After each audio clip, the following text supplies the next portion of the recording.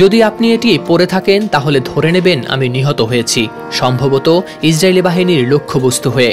Social media platform এক্সে শাবাত নামে এক ব্যক্তির লেখা পোস্ট এটি, যেটি শেয়ার করেছেন তার সহকর্মীরাই। যে বার্তা তিনি নিজেই রেখে গিয়েছিলেন এবং তার মৃত্যুর পর সহকর্মীদের বলে গিয়েছেন তা পোস্ট করতে। এখন হয়তো আপনি ভাবছেন কে এই শাবাত, আর কেনই বা তিনি লিখেছেন এরকম বার্তা। তার পুরো নাম হোসাম শাবাত, গাজার ধ্বংসস্তূপের মধ্যেও দাঁড়িয়ে সত্যের জন্য লড়াই করা এক তরুণ সাংবাদিক। 24 মার্চ সোমবার উত্তর গাজার জাবালিয়া শহরে ইসরায়েলি বিমান হামলায় নিহত হন তিনি। মৃত্যুর আগ মুহূর্তে যিনি করছিলেন তার দায়িত্ব পালন। একদিকে বিশ্বজুড়ে বইছে নিন্দার ঝড়, অন্যদিকে নিজ দেশেও চলছে তীব্র আন্দোলন। তবুও কোনো কিছুই যেন থামাতে পারছে না দখলদার ইসরায়েলের বর্বর প্রধানমন্ত্রী বেনিয়ামিন নেতানিয়াহুকে। সব মশার বিরুদ্ধে সুরক্ষা দিতে এলো বসুন্ধরা এক্সট্রিম অ্যারোসল, মশার বিরুদ্ধে এক্সট্রিম সুরক্ষা।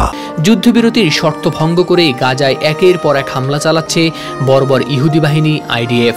যে হামলায় প্রাণ হারাচ্ছেন অসংখ্য বেসামরিক মানুষ, বাদ যাচ্ছেন না গণমাধ্যম কর্মীরাও। তাদেরই একজন 23 বছর বয়সী শাবাত ছিলেন আল জাজিরার একজন সাংবাদিক। শাবাত তার পোস্টে লিখেছেন, আল্লাহর কসম করে বলছি, আমি একজন সাংবাদিক হিসেবে আমার দায়িত্ব পালন করেছি। গত 18 মাসের যুদ্ধে প্রতিটি মুহূর্ত আমি জনগণের জন্য উৎসর্গ করেছি।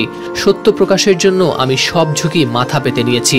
আমি উত্তর গাজার ভয়াবহতা মিনিটে মিনিটে নথিভুক্ত করেছি। তারা যে সত্যকে কবর দেওয়ার চেষ্টা করেছিল তা বিশ্বকে দেখানোর জন্য আমি দৃঢ় প্রতিজ্ঞ। এবং অবশেষে গত 18 মাসের ক্লান্তি শেষে এখন আমি বিশ্রামে আছি। আমি এই সব কিছু করেছি ফিলিস্তিনিদের স্বার্থে।